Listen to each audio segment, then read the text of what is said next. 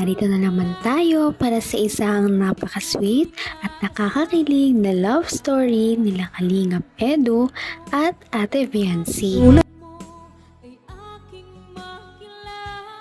Sa pagpapatuloy ng ating love story ay talagang kinilig ang mga viewers dahil new adventure ang vlog na ito para sa Kalingap Edu and Viancy love team. Napadalaw nga si Kalingap Edu sa bahay nila Viancy upang ipaalam siya dahil may pupuntahan nga sila noong araw na yon. Hindi niya pa sinabi kung saan ito, ngunit pinaalam niya sa kanyang papa na may pupuntahan muna sila ng saglit at ihahatid niya din daw si Viancy pauwi. Pagkakita nga ni Viancy kay Kalingap Edu ay agad-agad siyang nagtanong kung okay lang ba ito. Dahil nga kakagaling lang ni Kalingap Edu sa sakit. Kaya naman concern na concern ang dalaga sa binata. At dahil nga ilang araw silang hindi nagkita, namiss din nila ang isa't isa. Nagkasakit po ba ka? Nagkasakit? Ay, stop yung ano, pakiramdam mo.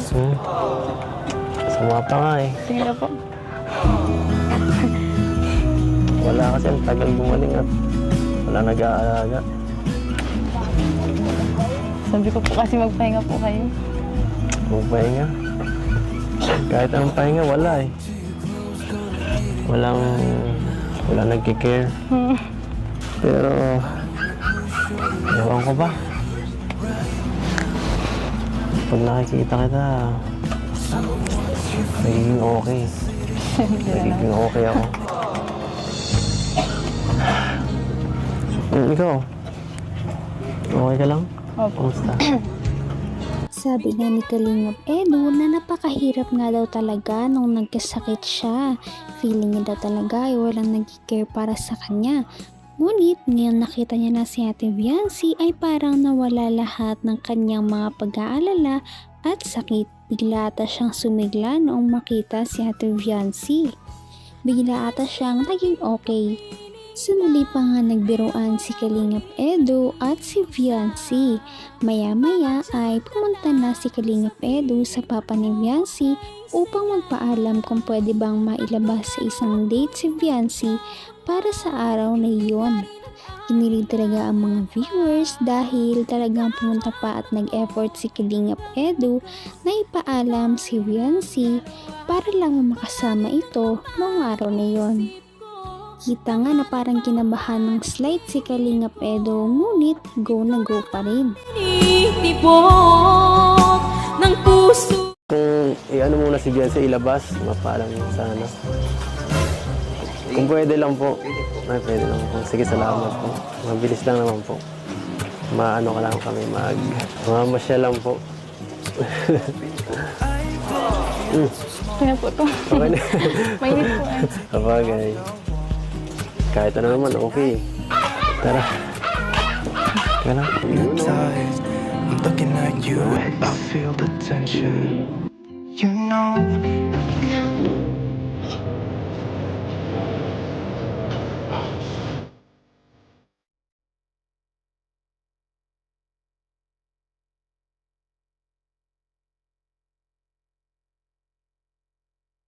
Intertwined.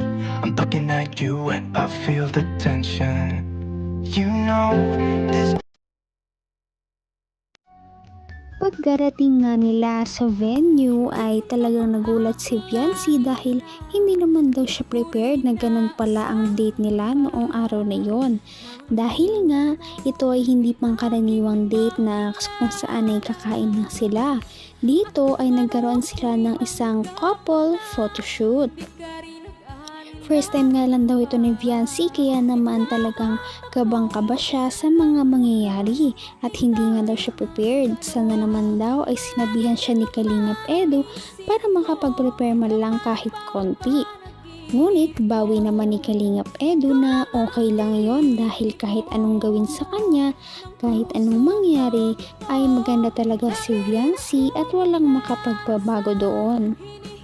Maya-maya pa kahit na hindi sanay ay talagang sumabak na sila sa kanilang photoshoot at kilig na kilig ang mga viewers dahil sa kanilang napakalakas na chemistry.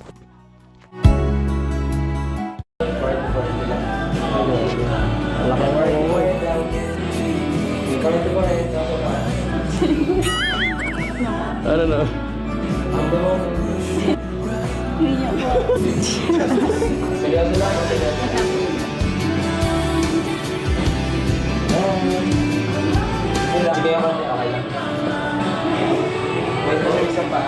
Sa akin na yun, ma'am, nakagano. Sandal ka.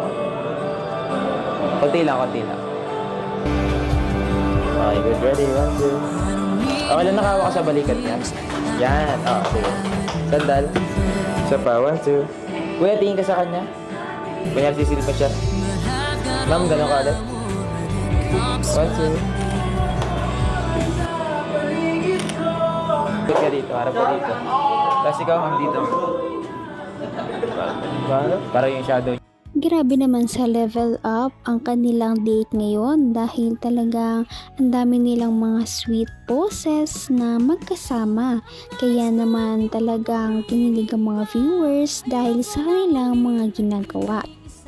Sabi nga ni Kalingap Edu na first time daw niya na makaharap si Viancy ng ganoon kalapit, kaya kahit na hindi siya masyadong kinakabahan palagi ay talagang kinabahan siya kanina noong nag-photoshoot na sila. Ngunit dahil talagang parang may feelings na sila sa isa't isa ay parang na-enjoy naman nila ang mga photoshoot at ang mga fun na poses na kanilang mga ginagawa. Pinuri nga ni Kalingap Edu na napakaganda raw talaga ni Viancy kaya maswerte siya. Parang sa dibdib. Ito nasa harap. Yan, sa dibdib. Sa dibdib niya. Tapos ikaw si Mama Colin sa bewang. Sa bewang yan. Okay. Kunyari, ma'am, dapat ka ng konti. Parang aamin mo yung ilong yan. Okay. Parang aamin mo, kunyari, yung side lang. Tapos sige ako konti dito. Hindi madigat, ha? Parang aamin lang. Okay, good na yan. Medyo sige na, okay na. Ilang po.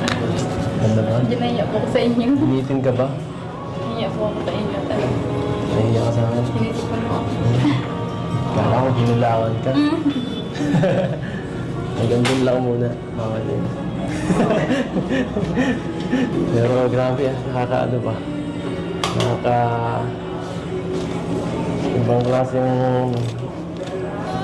Talaga namang ibang klase nga talaga ang experience na yun para sa dalawa dahil kung sa natural na vlog ay talagang lagi silang magkalayo dahil nga nahihiya pa si Viancy sa kanya ay doon wala talaga silang choice kundi magharap na dalawa. Kaya naman kinilig din talaga ang mga viewers sa kanilang mga kilig moments. Grabe talaga at parang silang sila na kung mag-post silang dalawa. Parang may label na. Pagkatapos nga ng kanilang photoshoot ay napansin nila na gabi na. Kaya naman sabi ni Kalingap Edu ay ihahatid na daw nila si Viancy sa kanila dahil parang naman safe siyang makauwi. Kaya kahit pagod at gabi na ay hinatid nila si Viancy. Magkano ba ito? 1, 2, 3, 4, 5. Ito, 5,000. Galing kay Tita Emmy. Pang ano mo daw, pocket money. Para sa... May pang ano na sa Palawan? Tanggapin mo. Wow! Para sa'yo. Nakalimutan ko. Salamat po. Sorry po. So gusto ko lang sabihin sa Viancy itong pinabibigyan Tita Pink Pro. May sasabihin lang po kami, Nay. Oo, para alam niyo rin po, Nay. Tita Pink Provido, di ba? Yung nagdagdag nung... Ay, nagbigay ulit po si Tita Pink Provido ng 100,000 po. Grabe. Oo po. Pandagdag daw sa pabahay. At ang sabi pa niya sa akin, baka ito yung bahay nila, Viancy. Opo, grabe si Tita Pink. Sobrang bait talaga, Tita Pink Provido. Thank you so much po, Kasi grabe ang pagmamahal nyo kay Viancy. Sobrang Grabe talaga at umulan na naman ng mga iba't ibang blessings galing sa iba't ibang tao at sponsors ang bahay ni Viancy. Kaya naman tuwan-tuwa ito at ang mama ni Viancy. Dagdag pa ang balita na sinabi ni Kalinga Prab na marami na naman nagdagdag ng talagang napakalaking halaga para naman sa bahay ni Viancy. Meron pa nga nagdagdag ng 150,000 at may mga tig 50,000 para lamang mabuo ang bahay ni Viancy.